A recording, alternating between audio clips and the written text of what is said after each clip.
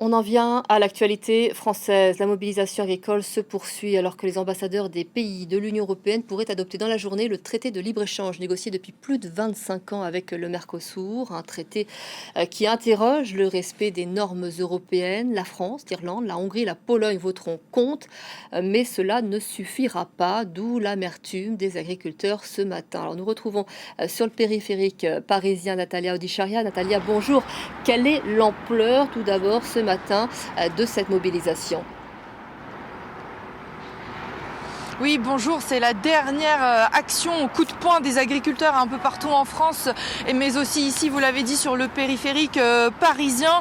Les agriculteurs qui tentent une énième opération escargot pour ralentir le trafic.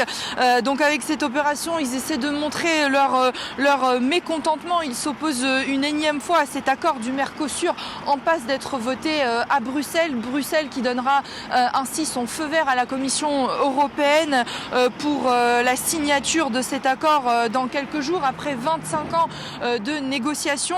Mais les agriculteurs, eux, ont toujours les mêmes revendications, les mêmes peurs, la flambée des prix, la concurrence déloyale. Ils ont peur que le marché financier français et européen ne tienne pas, selon eux, face à ces produits importés qui sont fabriqués avec des normes non européennes.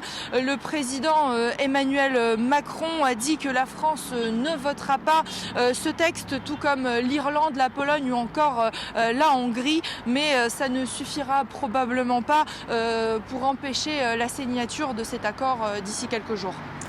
Je vous remercie beaucoup, Natalia. Effectivement, peut-être même dès aujourd'hui, c'est ce que nous allons suivre tout au long de la journée, puisqu'il y a cette réunion des ambassadeurs des pays de l'Union européenne. Gauthier Ribinski est avec nous sur ce plateau pour continuer d'en parler. Gauthier, bonjour. On sait qu'Emmanuel Macron a décidé de voter contre ce traité. Ça a été annoncé hier. Le président, en somme, n'avait pas vraiment le choix. Il l'a eu par le passé. Il l'a eu dans la mesure où il n'était pas opposé à ce traité. Simplement, il est confronté là à plus qu'une grogne, à un mouvement des agriculteurs qui, comme d'habitude en France, ont un poids disproportionné par rapport à ce que représente la paysannerie, si on peut dire, en France, c'est-à-dire c'est 2% à peu près des actifs.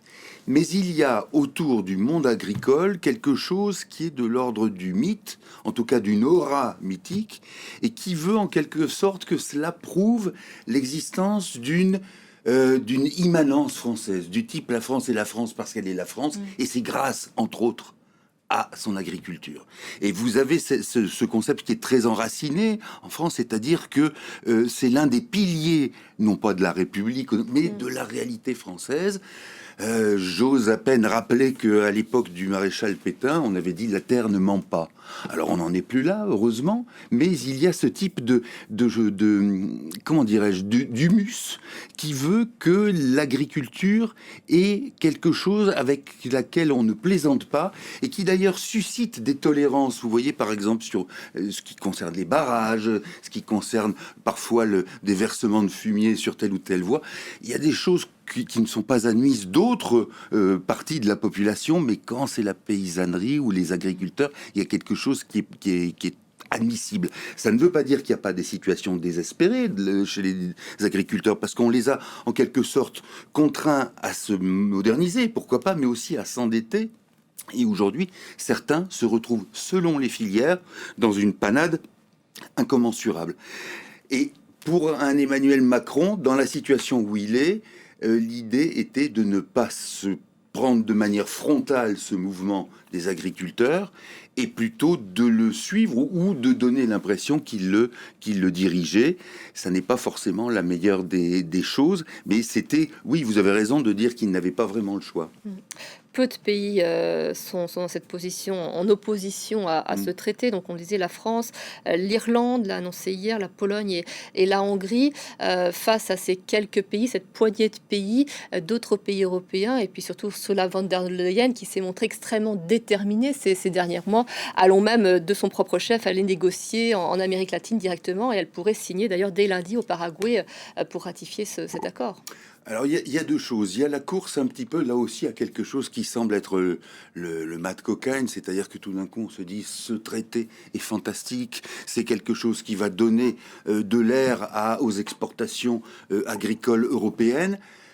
Alors, ça n'est pas complètement faux dans la mesure où, si vous voulez, dans la période actuelle, si vous voulez préserver un minimum de multilatéralisme, c'est-à-dire aussi d'organiser des schémas de coopération avec des pays, on le voit, l'Amérique latine, qui sont pour certains en passe de se faire mettre sous le boisseau américain. Bon, ça n'est pas complètement négligeable de dire faisons quelque chose avec ces pays-là et contournons ainsi la volonté hégémonique et impérialiste des Américains. Maintenant, de l'autre côté, le fait que ça soit quelque chose de perçu comme la panacée universelle, avec des normes, notamment sanitaires ou écologiques différentes, ça relativise la question. Et donc, de ce fait-là, il y a à la fois une erreur française, mais il y a aussi une prudence à avoir que quelqu'un comme Ursula von der Leyen n'a plus ou à laquelle elle a renoncé, même provisoirement peut-être. Et votre accent est nettement meilleur que le mien. Merci beaucoup, Gauthier. C'est une